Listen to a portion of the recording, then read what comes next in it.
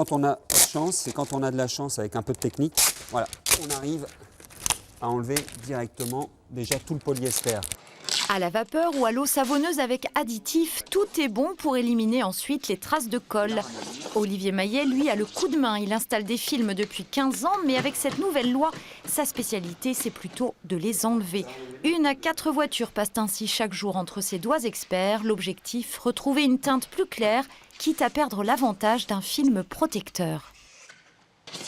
Là où on n'est pas trop d'accord, nous, dans la profession, c'est que ce film, il renforce le vitrage environ 5 fois. Un coup de marteau, il faut en donner 5 coups de marteau pour avoir un morceau de verre qui va à l'intérieur. Et puis, il y avait aussi un autre avantage qui était bien, c'est qu'on filtrait ce qui était ultraviolet et infrarouge.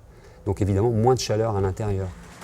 C'est surtout un coup de massue pour les professionnels de la région qui accusent une baisse d'activité drastique. 4 sociétés ont déjà été liquidées.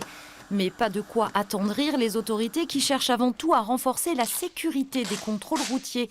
Quand la teinte est supérieure à 30%, les législateurs estiment que le conducteur n'est pas assez visible.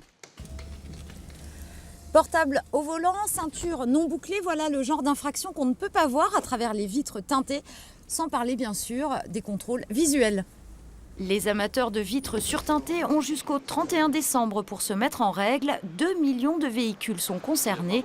Et pour échapper aux 135 € d'amende et au retrait de 3 points, il faut avoir un véhicule blindé, une dérogation médicale ou encore diplomatique.